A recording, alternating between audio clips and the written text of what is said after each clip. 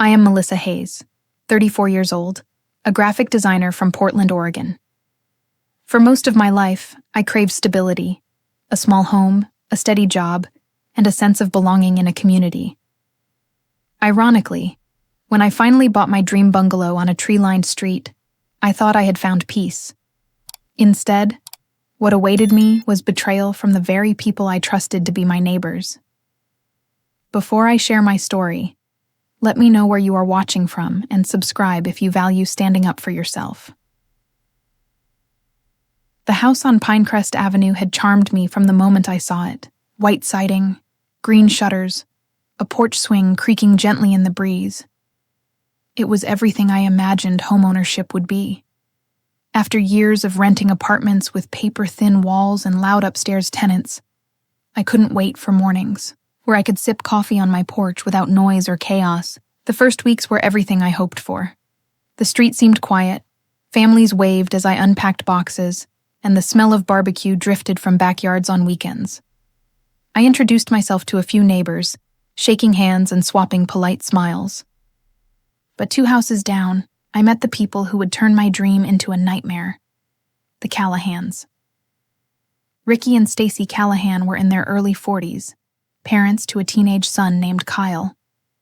At first glance, they were the picture of suburban normalcy. Ricky, always in a pressed polo shirt. Stacy, with her manicured nails and garden full of roses. Kyle, tall and awkward, shooting hoops in the driveway. But there was something in Stacy's eyes when she sized me up that made me uneasy, as if she was calculating something. The first red flag came only days after I moved in. I had parked my car in front of my house when Stacy walked over, arms folded. "You know," she said, tilting her head, "most of us try to keep the street clear. It looks tidier." "Oh, sorry," I replied. "I didn't realize. I'll park in my driveway next time." Her smile was tight, her tone sugary. "Of course. We like to keep Pinecrest looking respectable." That word, respectable, stuck with me. Soon, small incidents began piling up. My trash bins were tipped over in the mornings, though I had set them securely the night before. Packages I was expecting disappeared, only to reappear days later on my porch as if by magic. One evening, when I walked past the Callahan's house, I saw Kyle tossing something into their garbage can. Out of the corner of my eye, I caught the distinct Amazon logo on the box. I tried to convince myself it was a mistake. Teenagers sometimes acted out. But the next day, when I confronted Stacy gently, her reaction made my stomach twist. "My son would never steal," she said sharply. "Maybe you should keep a closer eye on your things. This neighborhood isn't what it used to be, you know." Her words felt like a warning. The real humiliation came during the neighborhood potluck. I had baked a peach cobbler from scratch, eager to contribute something homemade. When I placed it on the dessert table, Stacy swooped in. "Oh, careful with that," she said loudly, her voice carrying to the group around us. "Melissa's new here and she's trying. Don't expect too much." The laughter that followed stung more than I expected. My cheeks burned as I walked away, wondering if I had overreacted. But the pattern continued. Ricky began making passive-aggressive comments about my yard. "A few weeds there," he'd say, pointing. "Brings down property values, you know."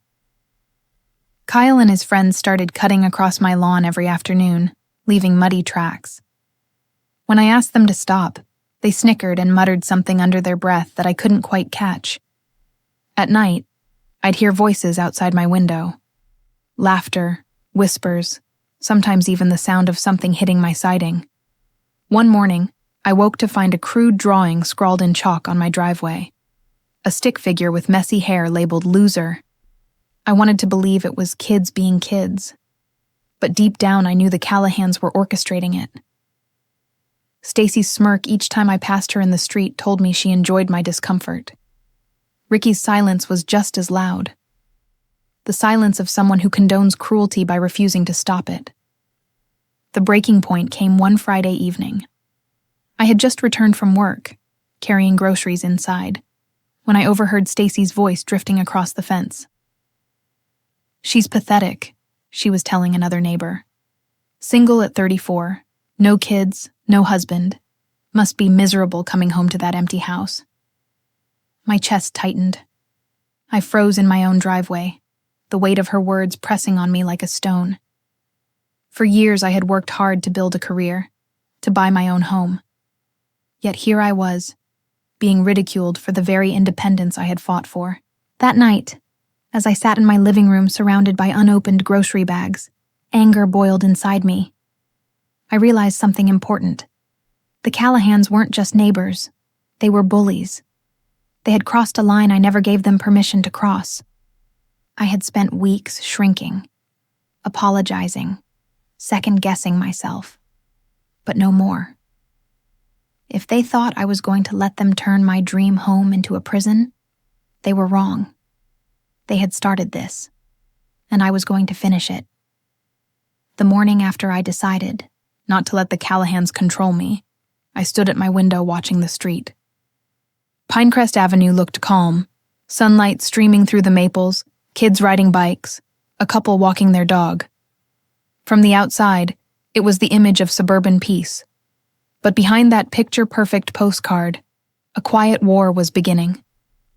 I tried to shake it off and focus on work.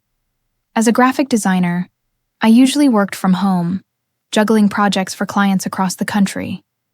My home office overlooked the street, and while I loved the natural light, it also meant I could see and hear everything happening outside. Every time the Callahans passed, I felt their presence like a shadow creeping across my wall. That day, the first escalation happened. Around noon, I stepped outside to grab a package. A white box sat on my porch, but when I bent to pick it up, I noticed the shipping label had been ripped off. Suspicious, I carried it inside and opened it. Instead of the art supplies I'd been waiting for, I found a crumpled collection of newspapers stuffed inside. Someone had switched the contents. My stomach sank. I knew exactly who had done it. I reported the missing package to the shipping company, but I also marched down the street to the Callahans' house. Stacy was pruning her roses, her wide-brimmed hat shading her eyes. She looked up as I approached, smiling like a cat who had just cornered a mouse. "Lovely day, isn't it?" she said sweetly.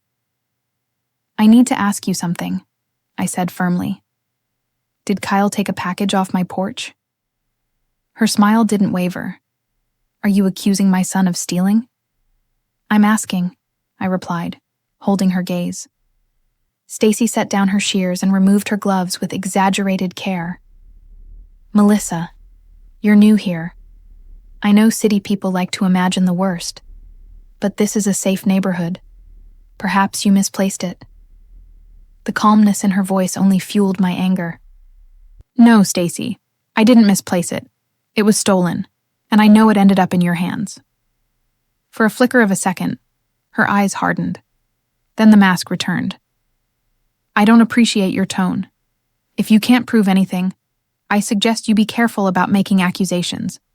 I walked back to my house, shaking, my fists clenched. Her words were more than a denial. They were a threat. By evening, the entire street seemed to know something had happened. Neighbors who had previously waved avoided eye contact. Some crossed to the other side of the street when I walked out to get my mail. Whispers floated behind me, carried on the wind. I realized Stacy had gotten to them first. That weekend, the harassment became bolder. Saturday morning, I woke to the sound of loud music. When I pulled back my curtains, I saw Kyle and two of his friends setting up speakers in the Callahans' front yard, blasting heavy bass that rattled my windows. I tried to ignore it, but after 3 hours of constant pounding, I marched outside. "Can you turn it down?" I shouted over the noise. Kyle smirked. "What's wrong? Too old for good music?" The boys laughed, and one of them yelled, "Loser!" Stacy appeared at the door just then, holding a glass of iced tea. "Kyle, maybe you should—" She paused deliberately, looking straight at me. "Enjoy the music a little louder." I went back inside, my chest tight with fury. I thought about calling the police, but the fear of being labeled the trouble neighbor kept me still. After all, they were just kids playing music. At least that's how the police would see it. Sunday brought the next strike. I woke early to mow my lawn, determined to reclaim some control over my space. As I pushed the mower along the fence line, I noticed something odd: several brown patches of grass near the Callahan's side. I knelt down and picked up a handful of dirt, realizing it smelled faintly of chemicals. Weed killer. They had poured it on my lawn deliberately, leaving ugly scars in the grass. That was the moment something shifted in me. Up until then, I had hoped the harassment would fade if I ignored it. But now it was clear. The Callahans weren't going to stop. They wanted me gone. I sat on my porch steps that afternoon, staring at the damaged lawn, and thought about my options. Moving wasn't one of them. I had poured my savings into this house. Confrontation hadn't worked either. That left one path: documenting everything. I dug out an old digital camera from my office and began snapping photos of the lawn, the chalk drawings, even the tipped trash bins. I started a notebook labeled Callahan Incidents, writing dates, times, and details. If they wanted a war, I would fight back with proof. The weeks that followed tested me in ways I never imagined. One night, as I prepared dinner, a rock hit my window with a sharp crack. I ran outside, but the street was empty, except for Kyle's laughter echoing from their backyard. Another time, I found my tires deflated. Not slashed, but air let out, just enough to make me late for a client meeting. When I walked past Stacy later that day, she called out, "Car trouble? You really should take better care of your things." Each incident felt like a cut, small but deep. They wanted me isolated, paranoid, broken. But the more they pushed, the more determined I became. I began talking to the few neighbors who hadn't fully turned against me. Mrs. Green, an elderly widow across the street, confided in me. "They did the same to the couple who lived in your house before you," she whispered. "Spread rumors until everyone avoided them. They moved within a year." Her words made my blood run cold. This wasn't random harassment. It was a pattern. The Callahans thrived on control. They had driven others out, and now they had chosen me. One night, lying awake in bed, I stared at the ceiling and made myself a promise. I wasn't going anywhere. I had worked too hard for this home, this life, this independence. The Callahans could gossip, sabotage, and torment all they wanted, but I would not bend. They had underestimated me, and soon, they were going to find out just how much strength I had. The night after I promised myself I wouldn't give in, I sat at my desk reviewing design drafts for a client when the power flickered and went out. My monitor shut off, the room sinking into darkness. For a moment, I thought it was a citywide outage, but when I looked out my window, the Callahans' house glowed with light like a beacon. Only my home was dark. My heart pounded as I grabbed a flashlight and went to the breaker box in the basement. Every switch was down. Someone had pulled the main lever. I switched it back on and the lights returned. Relief lasted only a second before I spotted muddy boot prints leading to the panel. Kyle. That was the breaking point. I realized they weren't just trying to annoy me anymore. They were invading my home, my sanctuary. I called the police. 2 officers showed up half an hour later, their patrol car lights flashing quietly against my front lawn. I explained what had happened, showing them the muddy footprints. They nodded politely, but I could see the skepticism in their eyes. "Ma'am," one of them said, "it looks like kids messing around. Without cameras or a direct witness, it'll be hard to prove anything." "So you're telling me I just have to wait until something worse happens?" I asked bitterly. The other officer shifted uncomfortably. "We'll file a report. If it continues, get cameras. That way, we'll have evidence." They left, and I stood in the doorway, trembling with rage. Cameras. Fine, I would get cameras. The next morning, I ordered a set of security cameras online. 2 days later, I spent an entire afternoon installing them, one by the front door, another over the garage, and a third pointing toward the Callahan side of the property. That night, as I reviewed the footage on my laptop, I felt a surge of vindication. For the first time since this nightmare began, I wasn't powerless, and almost immediately, the cameras paid off. At 2 a.m., the motion alert woke me. Heart racing, I opened the feed to see Kyle creeping across my front yard with a spray can in hand. He crouched near my mailbox, shaking the can, and began painting crude words across it. I hit record, capturing every second. The next morning, I marched straight to the police station with the footage saved on a flash drive. This time, the officers couldn't dismiss me. They filed a vandalism charge against Kyle. When the Callahans were forced to scrub the graffiti off my mailbox in front of the neighbors, Stacy's face burned with silent fury. That was the turning point. The balance of power had shifted, even just slightly, but victory came with consequences. A few nights later, I woke to a loud crash outside. My heart leapt as I ran to the window. One of my garden gnomes lay shattered across the walkway, pieces scattered like bones. And standing in the middle of the street, illuminated by the streetlight, was Stacy Callahan. She wasn't hiding behind gossip or her son anymore. She looked straight at my house, her arms crossed, her expression icy. Then she turned, walked back into her home, and closed the door. It wasn't just harassment anymore. It was war. The stress began to eat at me. My design work suffered as I found myself checking the cameras obsessively, waking at the slightest noise. Friends invited me out to dinner or movies, but I made excuses. I didn't want to leave my house unguarded. One evening, my phone buzzed with a message from my best friend, Jenna. "You're isolating yourself, Mel. Come stay with me a few days. Get a break." I stared at the message, torn. The idea of escaping was tempting, but another voice in my head whispered, "If you leave, they win." So I stayed, and I fought back the only way I knew how, by documenting everything. The next incident was almost laughable. I found dog feces in my mailbox, carefully placed in a plastic bag. I wore gloves, photographed it, logged the time and date, and filed another report. The police officer sighed when he saw me again. "Ma'am, I understand you're frustrated, but—" "No," I interrupted, my voice sharper than I intended. "You don't understand.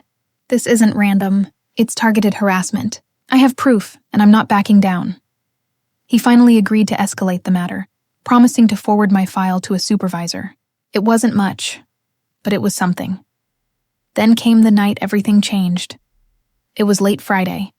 I was working on a project, headphones in, when the motion alert popped up on my laptop. I clicked the feed and froze. The Callahans were in my yard. Not just Kyle this time. Stacy, too. She was directing him like a conductor, pointing toward my porch. He carried a large jug, gasoline, my breath caught. They weren't just harassing me. They were about to set my property on fire. I grabbed my phone and dialed 911, my voice shaking as I whispered to the dispatcher what I was seeing. Within minutes, sirens pierced the night. Red and blue lights flooded the street, and officers swarmed my yard. Stacy and Kyle froze mid-act, the jug still in his hands. The officers arrested them on the spot. As they were led away, Stacy's eyes met mine through the chaos. No fear, no shame, just pure, seething hatred. But for the first time, I wasn't afraid. I had won this round. The days after their arrest were surreal. Neighbors who had avoided me now knocked on my door, murmuring apologies. Mrs. Green brought over cookies. A young couple down the street offered to mow my lawn. Slowly, I realized the Callahans' grip on the neighborhood was breaking, but I also knew this wasn't over.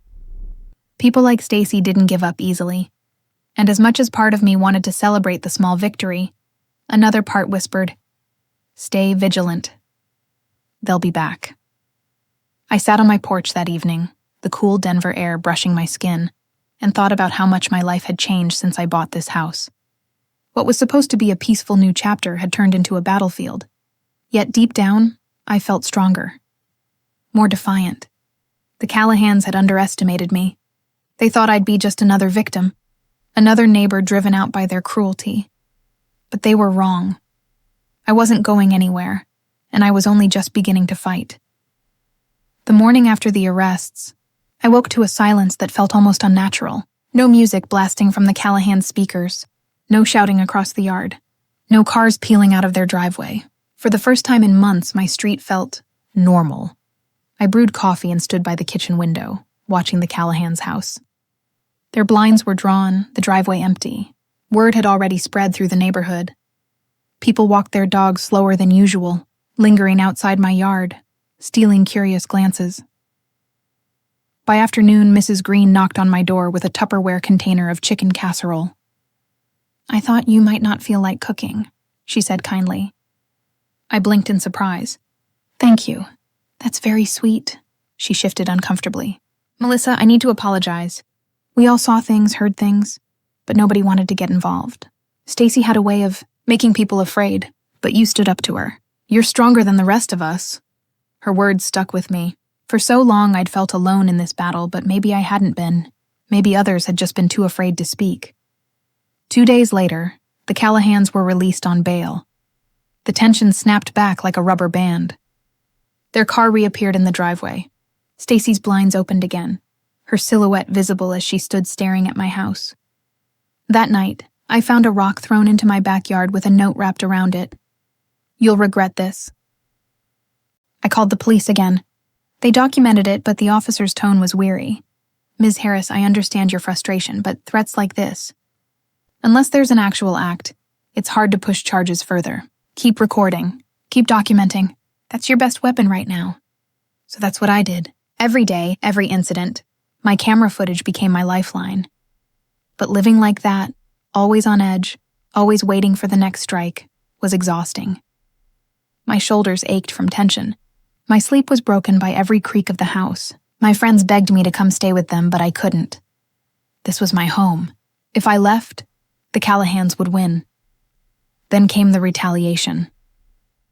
One evening, I returned home from the grocery store to find bright red paint splashed across my garage door.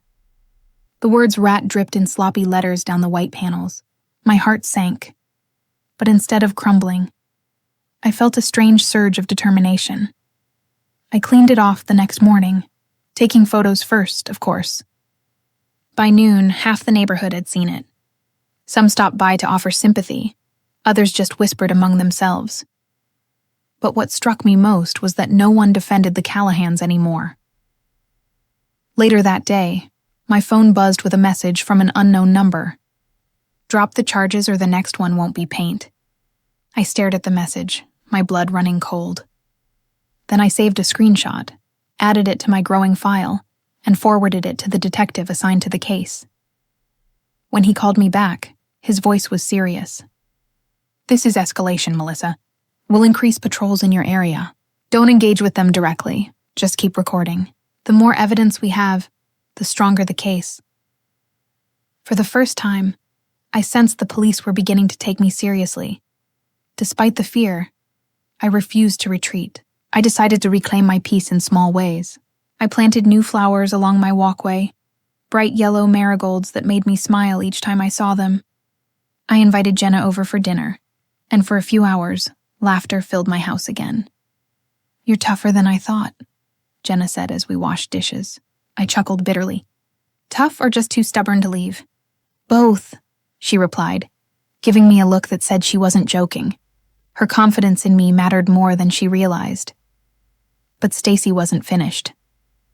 One evening, I was in my living room sketching designs when I heard the unmistakable sound of glass shattering. My stomach dropped. I ran to the kitchen and found a brick lying on the floor, my back window in shards. My hands shook as I called the police, but when they arrived, Stacy was already standing in her yard with her arms crossed, smirking. She didn't even try to hide it. The officers examined the brick, then glanced at Stacy. "Ma'am, do you know anything about this?" She tilted her head innocently. Why would I throw a brick into her window? Maybe she staged it herself for attention. The audacity made my skin crawl.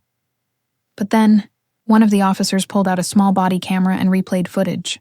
My security cam had caught everything. The exact moment Stacy wound up and hurled the brick over the fence. Her smirk vanished. The officers handcuffed her on the spot. Kyle stood on their porch, pale and wide-eyed as they led his mother away again. That was the night I realized something important. Stacy wasn't as untouchable as she thought. Her arrogance had blinded her. She believed intimidation would silence me, but it had only made me more determined.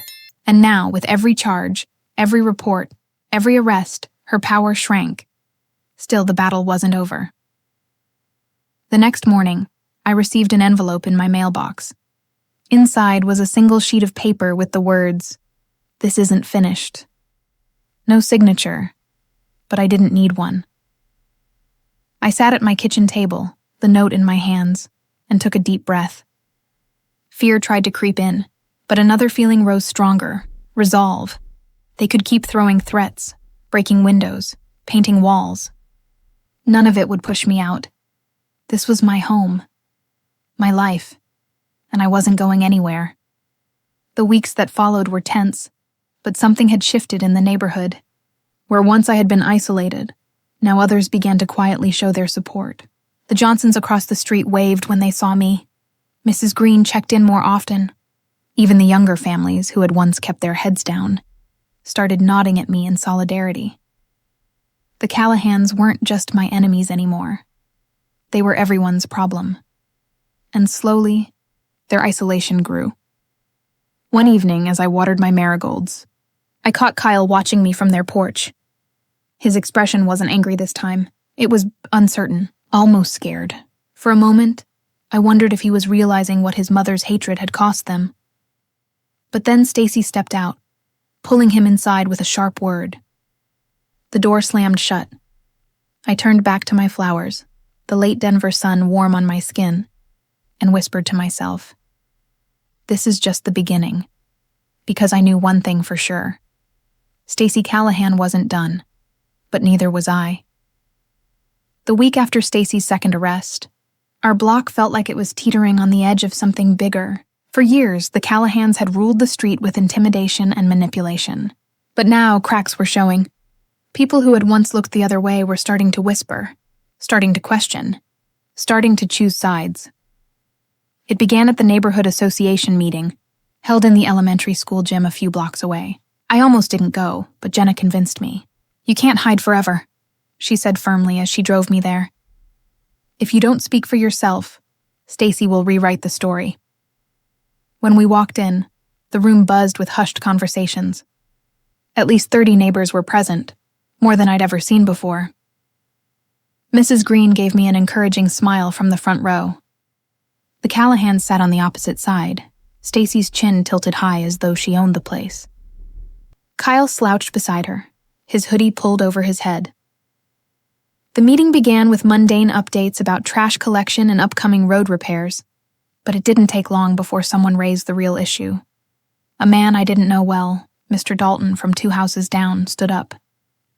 "We can't ignore the situation on Maple Drive anymore. It's affecting all of us. Property values, safety, everything." The gym fell silent. Stacy immediately shot up from her chair. "Excuse me? Are you implying my family is the problem? Because last I checked, we're the ones dealing with a neighbor who calls the police for every little thing." Murmurs spread through the crowd. I felt Jenna's hand squeeze mine. My heart pounded, but I forced myself to stand. "It hasn't been every little thing. I didn't say anything when the music kept me up at night. I didn't complain when the yard turned into a junkyard. But when they trespassed on my property, when they broke my fence, when they threw a brick through my window, that's not me overreacting. That's me protecting myself." Gasps rippled through the room. People turned to Stacy, waiting for her response. Her face flushed. "She's lying. She staged that brick herself. But before she could finish, Mrs. Green spoke up, her voice trembling but steady. "No, Stacy. I saw you throw it. I didn't want to get involved, but I can't stay quiet anymore. You crossed the line." The gym erupted in murmurs. Stacy's mouth fell open. For once, she had no quick comeback. The moderator, a weary man named Carl who had chaired these meetings for years, raised his hands. "Enough. This is clearly a neighborhood issue that won't be resolved tonight. But I'll say this. If we can't respect each other's homes and boundaries, then we're all going to suffer. Think about what kind of street we want to live on." That night, as I walked back to my car, several neighbors stopped me. "You're brave," one woman said softly. "Good for you for standing up to her," another added. For months I'd felt like the villain, isolated and judged. Now, for the first time, People were seeing the truth, but the Callahans weren't going to take that shift lightly. 2 mornings later, I stepped outside to find flyers scattered across the neighborhood. Each one had my face, lifted from my work website, printed above bold black letters, "Beware, dangerous liar next door." I picked one up, my stomach twisting. The flyer accused me of harassment, of vandalizing my own property for attention, even of trying to seduce Kyle. The lies were disgusting. As I walked down the street collecting the papers, I saw neighbors picking them up too. Some looked shocked, others disgusted. A few avoided my eyes entirely. Jenna came over later, slamming one of the flyers on my kitchen table. "This is defamation, Mel. You could sue her for this." "I don't know if I have the energy," I admitted. "Every time I think it's over, she finds a new way to strike back." But Jenna leaned forward, her eyes fierce. "And every time she does, you get stronger. Don't forget that." The flyers backfired in a way Stacy hadn't anticipated. At the next association meeting, more neighbors voiced concerns. Not about me, but about the Callahans. A petition began circulating, calling for stricter community guidelines and penalties for harassment. When the Johnsons across the street added their names, I felt a flicker of hope. One by one, the Callahans' influence was slipping. Still, not everyone sided with me. The Millers, who lived next door to the Callahans, refused to sign. "We don't want trouble," Mr. Miller muttered when I asked, and a few others avoided the petition altogether, preferring silence over conflict. It stung, but I understood. Fear had a way of silencing people. The tension reached a boiling point one Saturday afternoon. I was planting new flowers when I heard shouting across the street. Stacy was arguing with Mrs. Green in broad daylight. "You're a traitor," Stacy screamed, her voice echoing off the houses. "After everything we've done for you, you dare side with her?" Mrs. Green, usually so timid, stood her ground. "You've done nothing but bully this neighborhood. We're done being scared of you, Stacy." Other neighbors gathered on their porches, watching. Some filmed with their phones. For the first time, Stacy's fury wasn't private. It was on full display for everyone to see. Kyle stormed inside, slamming the door, while Stacy stood fuming in the yard. But instead of support, she was met with silence. Nobody came to her defense. That night, I sat on my porch with a cup of tea, listening to the quiet hum of crickets. For so long I had been afraid of Stacy's wrath, but now it felt like the tide was turning. She could shout. She could smear my name. But the neighborhood was waking up. For the first time, I believed she might actually lose. Still, a nagging thought tugged at me. People like Stacy didn't go down without a fight. She wasn't going to let go of her control easily. I didn't know what her next move would be, but I knew this. Whatever storm she brought, I would face it, because this wasn't just about me anymore. It was about all of us. The Sunday after the confrontation between Stacy and Mrs. Green, the neighborhood was unusually quiet. The kind of quiet that isn't peaceful but heavy, like the air before a thunderstorm. I sat at my kitchen table, staring out the window with a cup of coffee in my hands. My phone buzzed every few minutes with texts from neighbors, links to videos of Stacy screaming, whispers of more people signing the petition, and even a message from someone I barely knew saying, "We support you. Don't give up." For months, I had carried this battle alone. Now, it felt like the whole block was involved, but deep down, I knew Stacy wasn't finished. By Wednesday, her retaliation came. I was driving home from work when I noticed something odd. 3 police cars were parked outside my house, lights flashing. My stomach sank. I pulled into the driveway cautiously. An officer approached me immediately. "Melissa Hart?" "Yes," I answered, my voice shaky. "We received a report of illegal substances being stored on your property. Do you consent to a search?" I froze. "What? That's insane. Who reported this?" The officer didn't answer. Instead, he gestured to the other officers, and within minutes they were combing through my garage and backyard. Neighbors gathered on their lawns, whispering, filming. My chest burned with humiliation. Then came the worst moment. One of the officers emerged from the shed, holding a small plastic bag filled with white powder. My mouth went dry. "That's not mine," I shouted, panic rising in my throat. I've never seen that before. The officer studied me carefully. We'll need to take this in for testing. You'll need to come down to the station for questioning. My knees nearly buckled. It felt like the ground had given way beneath me.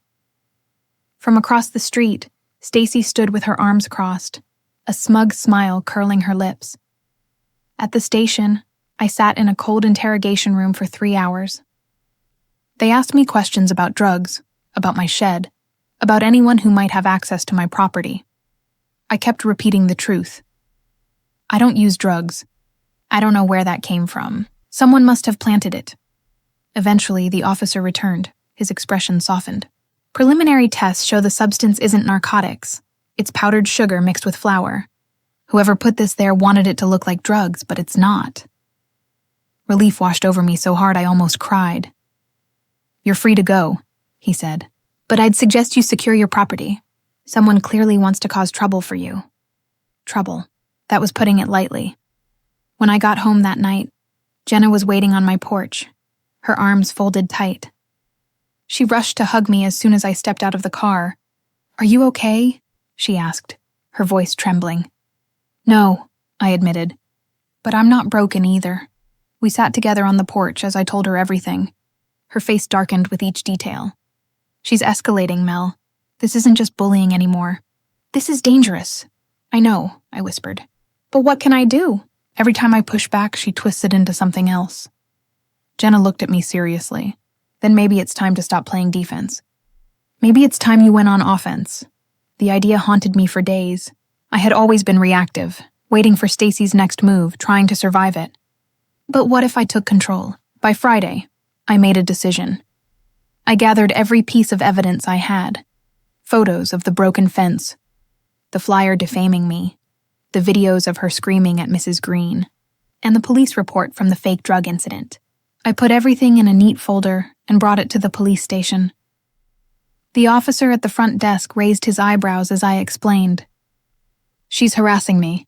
She's escalating. I'm afraid of what she'll do next. He took the folder and promised it would be reviewed, but I could tell by his tired expression that this wasn't going to move quickly.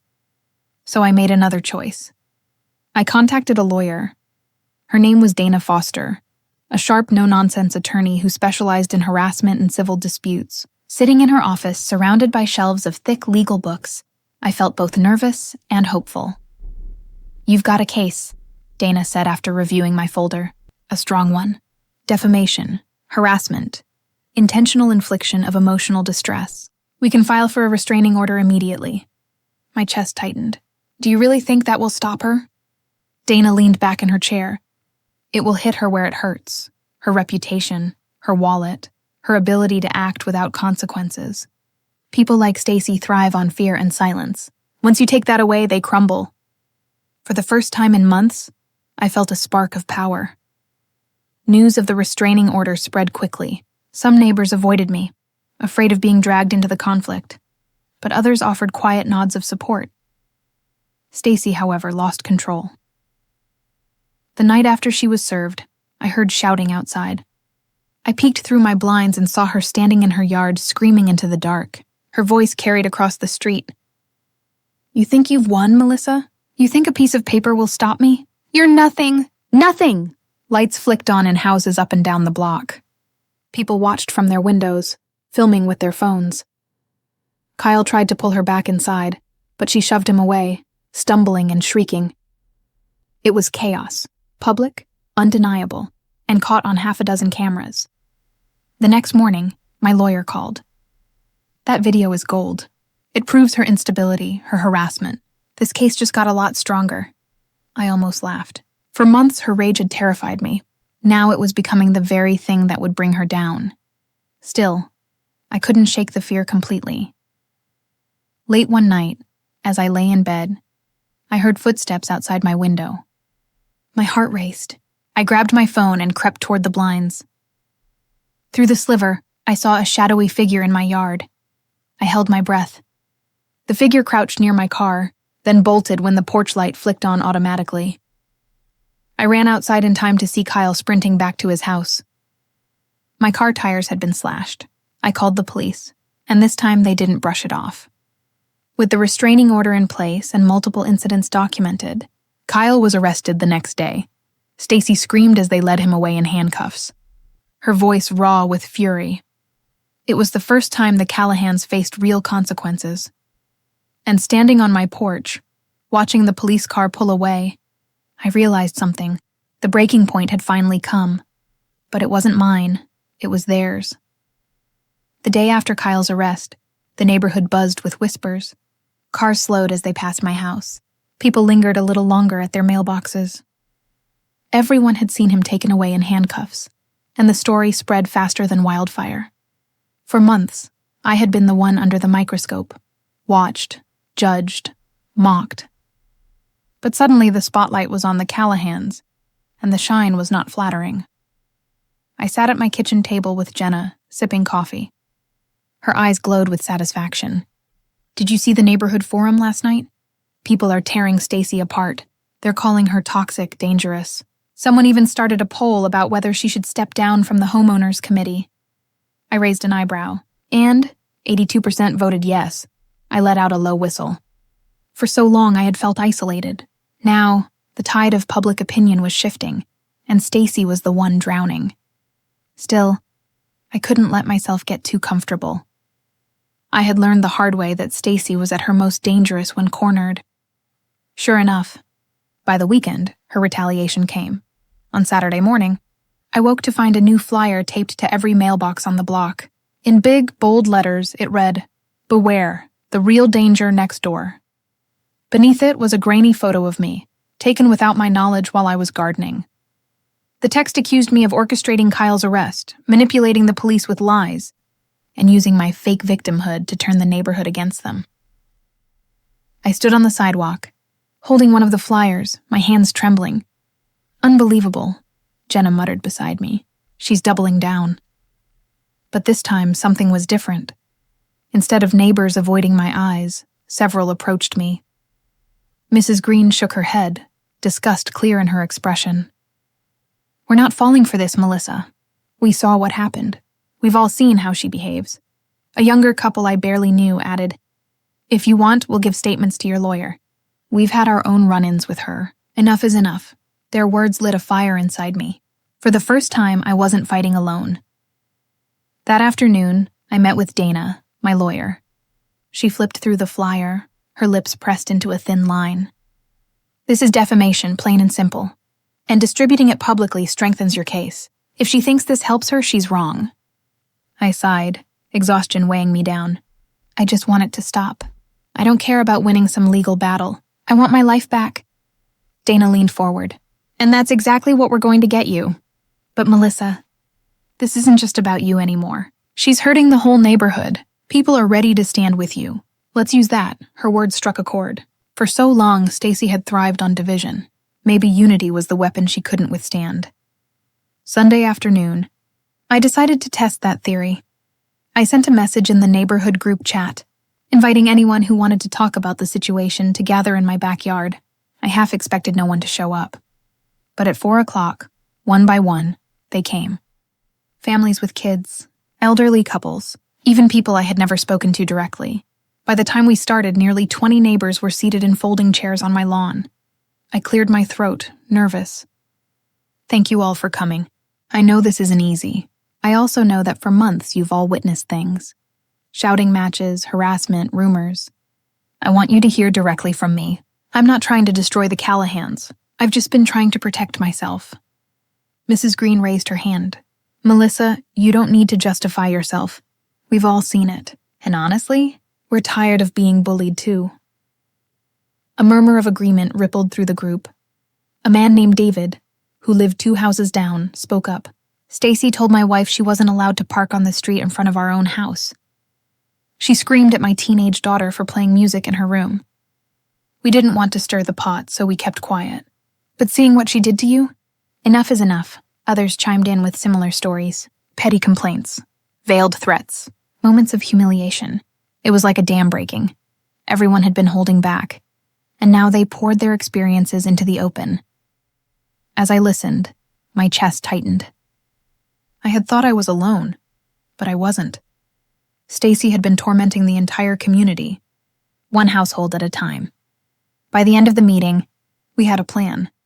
Several neighbors agreed to provide written statements for my case. Others volunteered to attend the upcoming homeowners committee meeting to demand Stacy's resignation. For the first time, it wasn't just me standing up to her. It was all of us. When the crowd dispersed, Jenna squeezed my hand. "Do you see it now? The tide has turned. She's not as powerful as you think." I nodded, though deep inside, I knew Stacy wouldn't give up easily. She wasn't built to surrender, and I was right. 2 days later, Stacy appeared at my door. She didn't knock politely. She pounded, her rings clanging against the wood. When I opened the door, she stood there with wild eyes, her mascara smudged as if she hadn't slept. "You think you've won, don't you?" she hissed. I steadied my voice. "I don't want to win. I just want peace," she laughed bitterly.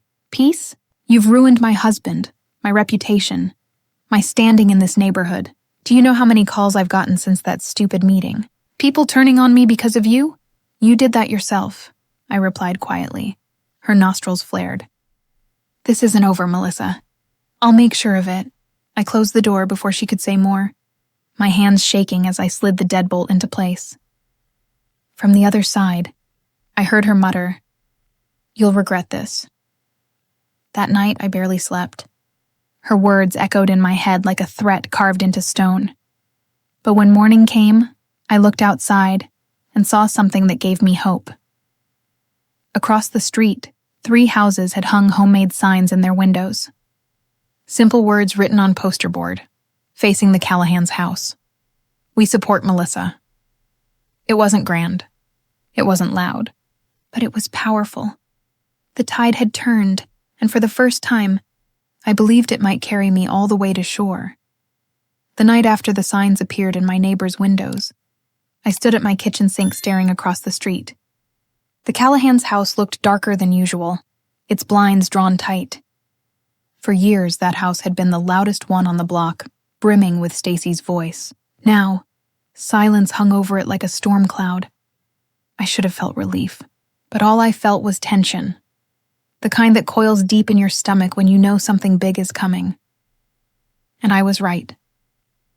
2 days later, the Homeowners Association meeting took place at the community center. I hadn't planned on attending, at least not until half the neighborhood urged me to. "Melissa, you have to come," Mrs. Green insisted. "This isn't just about you anymore. We need to do this together."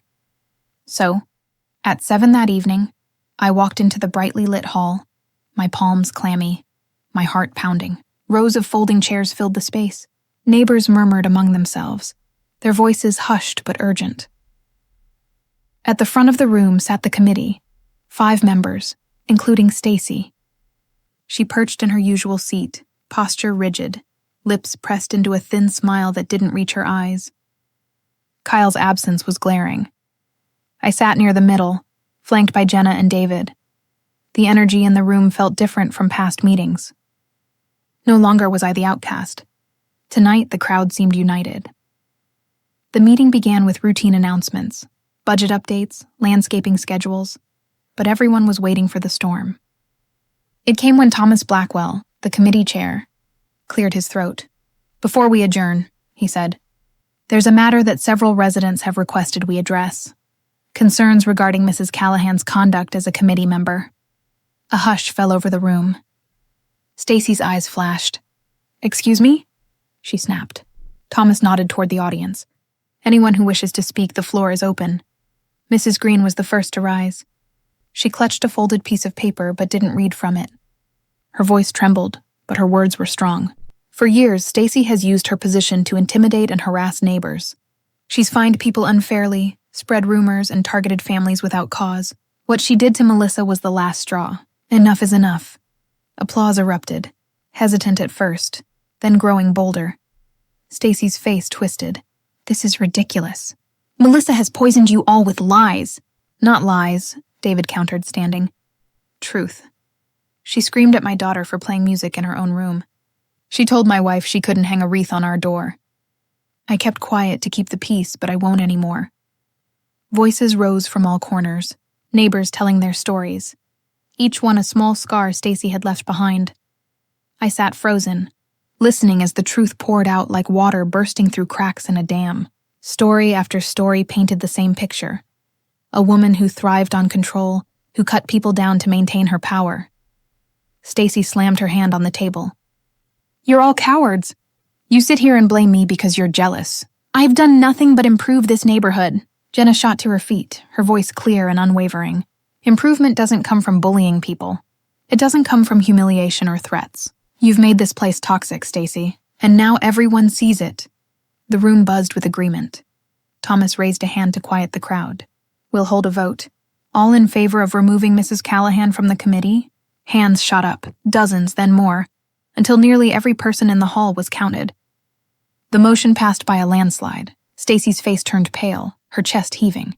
For the first time, she looked small, cornered and powerless. "This isn't over," she spat, rising from her seat. She grabbed her purse, storming toward the door. "You'll regret this. All of you." The door slammed behind her, leaving the hall vibrating with the echoes of her rage. As the crowd dispersed, people approached me, some offering hugs, others words of support. For months I had walked these streets feeling invisible, like a pariah. Tonight, I felt something entirely new. Community. "You did this," Jenna whispered as we walked to the parking lot. I shook my head. We did this. Still, the victory felt fragile. Because if I knew anything about Stacy Callahan, it was that she would never accept defeat quietly. Sure enough, the backlash came swiftly. The next morning, I found my car keyed, a deep scratch running across the driver's side. Later that day, someone dumped garbage across my lawn, coffee grounds, food scraps, the stench unbearable in the summer heat. Jenna helped me clean it up. "This has her written all over it," she muttered, gagging as she shoved rotting lettuce into a trash bag. I nodded grimly. "She's escalating. I installed security cameras that afternoon. If Stacy wanted to keep playing dirty, I'd catch her in the act." Days later, I finally got the proof. At 2 a.m, my phone buzzed with a motion alert. I rolled out of bed, heart pounding, and opened the live feed. There she was. Stacy Callahan, in a hoodie and pajama pants, crouched on my lawn with a can of spray paint in hand. She scrawled the word liar in angry red letters across my front fence. I watched in disbelief as she worked, unaware she was being recorded. The next morning, I downloaded the footage and sent it straight to Dana. "My lawyer. This is it," Dana said firmly when we met later that day. "With this, plus the flyers and witness statements, she doesn't stand a chance in court. We'll file for a restraining order and damages. She's finished." Relief washed over me, but underneath it was sadness. How had it come to this? 2 years ago, Stacy and I were exchanging Christmas cookies. Now, she was vandalizing my property in the dead of night. When the police came to take her statement later that week, the whole neighborhood watched. She screamed at the officers, pointing at my house, blaming me for everything, but her words carried no weight anymore. The evidence spoke louder, and for the first time, I realized something important. I wasn't the one exposed. She was. That evening, as I sat on my porch, Jenna joined me with 2 mugs of tea. We sipped in silence, watching the sun set over our battered but resilient neighborhood. "You know," she said finally, "it feels like we can breathe again." I nodded, the tension in my shoulders loosening just a little. "She's not done, Jenna, not yet. But this time, I'm ready." By the time the restraining order was filed, the neighborhood was buzzing with the story. Everyone had seen the footage of Stacy spray painting my fence. Some replayed it on their phones like it was the most shocking episode of a reality show. For me, it wasn't entertainment. It was my life unraveling in ways I could never have imagined. 2 days after the police came, I walked out to grab the morning paper and found Stacy standing across the street. She wasn't yelling, wasn't storming. She was just staring. Her arms were crossed, her eyes sharp as knives, and her lips twisted into a smile that made my skin crawl. "You think you've won, don't you?" she called out, her voice carrying easily in the still morning air. I froze on the porch, clutching the newspaper. "Stay off my property, Stacy," I said. my voice louder than I felt inside. She laughed, a short, bitter sound. Your little video doesn't scare me. You'll never really belong here, Melissa. Not in this neighborhood. Not with us. Before I could answer, Kyle came out of their house and pulled her back by the arm. Enough, Stacy. Go inside. For a moment I caught his eyes. They looked tired, worn down, like a man carrying someone else's chaos on his shoulders. I didn't say a word. I just went back inside, my heart thudding. Later that afternoon, Dana called with an update. The restraining order hearing is set for next week, she explained. Until then, document everything. If she so much as breathes near your yard, write it down. Video it if you can. I sighed, running a hand through my hair. She's unraveling, Dana. I don't know how much longer this can go on before something snaps. Dana's voice softened. Then we'll make sure it ends on your terms, not hers. That night, I barely slept. My dreams were filled with banging doors, spray paint, and Stacy's voice hissing in my ear. But morning brought something worse. I woke to the sound of sirens outside. Rushing to the window, I saw 2 police cars parked in front of the Callahan's house. Neighbors had gathered on the sidewalks, whispering and pointing. Officers were leading Stacy down the front steps in handcuffs. My breath caught.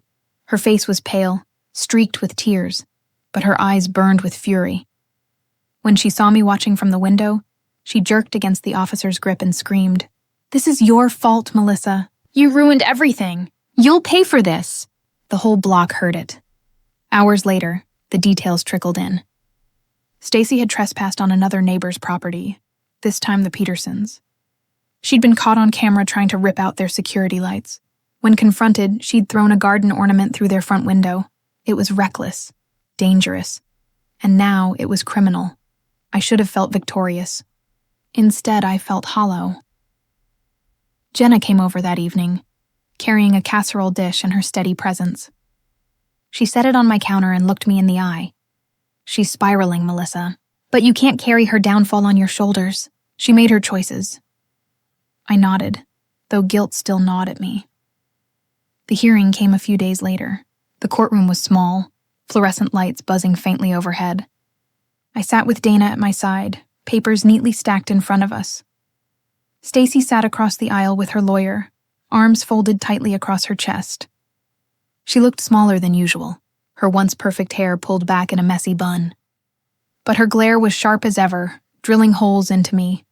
The judge reviewed the evidence, the vandalism, the flyers, the video footage, the police reports. Each piece was a nail in the coffin of her credibility. "Mrs. Callahan," the judge said finally, "your actions display a clear pattern of harassment and intimidation. Effective immediately, a restraining order will be enforced. You are to have no contact with Ms. Harris, directly or indirectly, for a period of 2 years." The gavel came down with a sharp crack. It was over. Or so I thought. Outside the courthouse, Stacy confronted me one last time. She stood just a few feet away, her lawyer trying in vain to pull her back. Her voice shook, not with fear, but with rage. "You think this is justice?" she hissed. "This is nothing. You took my reputation, my committee seat, my standing in this neighborhood. But I still have one thing you don't." I frowned, wary. "What's that?" Her lips curled into a bitter smile. "Kyle," the venom in her words chilled me. It wasn't about property lines or committee votes anymore. It was about control. And she had none left. Except over him, Kyle, who stood behind her, wouldn't meet my eyes. Back home, the atmosphere in the neighborhood shifted again. Some people cheered me on, dropping by to say they were proud of me for standing up. Others were quieter, unsettled by how ugly things had become. But one thing was clear. The Callahans' reign over the block was finished, or so we believed. 3 nights later, I was woken by a loud crash outside. My heart lurched. I grabbed my phone and hurried to the window. There, on my driveway, sat my garbage bin, knocked over, contents spilled everywhere. A rock lay nearby, shattered glass glinting in the streetlight where my car's rear window had once been whole. I rushed outside, phone recording, adrenaline surging, and across the street, I saw her, Stacy. She stood half hidden in the shadows, her face illuminated just enough for me to recognize the wild look in her eyes. "Go back inside, Melissa," she screamed. "Or you'll regret it." Before I could answer, Kyle appeared and grabbed her, pulling her back toward their house. "This has to stop," he shouted. Not at me, but at her. His voice cracked with desperation. For a moment, I saw the truth. Kyle wasn't her partner anymore. He was her prisoner. The next morning, I replayed the footage I had captured, my hands trembling. This wasn't just harassment anymore. This was dangerous. The neighborhood had reached its breaking point. And so had I. I sat down at my desk, opened my laptop, and began writing a statement for the police. This time, I wasn't just defending myself. I was protecting everyone around me. Stacy had crossed her final line, and there was no going back. The day after my car window was smashed, I walked into the police station with my evidence. My hands trembled as I slid the USB drive across the counter, the officer's expression tightening as he reviewed the footage. "This isn't just harassment anymore," he said firmly. "It's escalation. We'll take immediate action." Those words were the first real breath of relief I'd had in months. That evening, 2 squad cars pulled up outside the Callahans' house. Neighbors gathered in hushed clusters, their faces lit by the flashing red and blue lights. I stood at my window, heart hammering, as Stacy was escorted out in handcuffs once again. This time her fury was raw and uncontrolled. "You all think you're better than me," she shrieked at the neighborhood. "You'll see. You'll all see." But no one looked away. Not this time. Kyle followed behind, shoulders slumped, but he wasn't in handcuffs. Just a man finally released from a storm he hadn't known how to escape. When their car pulled away, the crowd outside shifted. For the first time, there was no tension in the air. No fear, just quiet relief. The following week was surreal. The restraining order was made permanent, and charges of property damage and criminal harassment were filed against Stacy. She was ordered to attend mandatory counseling and was barred from returning to the neighborhood. It was over. I remember walking down the street one morning, feeling the cool Denver air against my face. Neighbors waved warmly, genuinely. Some stopped me to say thank you. Others just nodded in solidarity. For the first time since moving here, I felt like I truly belonged. One evening, Kyle came to my door. He looked different, older somehow, as though the years of covering for Stacy had finally caught up with him. "I wanted to apologize," he said softly, "for everything she put you through, and for not stopping it sooner." I studied him, unsure of what to say. His regret seemed genuine. "You were caught in her storm," I said finally. "But we all were. The important thing is that it's over." He nodded, eyes glassy with unshed tears. "Thank you for standing up when the rest of us didn't." I closed the door after he left, feeling a strange mixture of sorrow and relief. Stacy had tried to break me, but in the end, she'd only broken herself. Weeks passed. Slowly, the neighborhood began to heal. The tension faded, replaced with block parties, casual greetings, and the kind of peace that comes only after chaos has been banished. One Saturday afternoon, I hosted a small barbecue in my backyard. Jenna brought her famous potato salad, the Petersons brought a cooler of drinks, and kids laughed as they ran across the grass. I stood by the grill, flipping burgers, and for the first time since moving to Denver, I felt at home. Not because the neighbors had accepted me after Stacy was gone, but because I had claimed my place here. I had stood firm when it mattered most. A few months later, I walked past the Callahans' old house. The for sale sign was gone. A young couple with a toddler were moving in, their laughter carrying down the street. The shadows of the past no longer lingered. The air was lighter, freer. As I watched them unpack, Jenna came up beside me. "Feels different, doesn't it?" she said. I smiled. "It feels right." That night I sat on my porch sipping tea, watching the sunset fade into the Denver skyline. The months of fear, tension, and conflict felt like a distant memory now.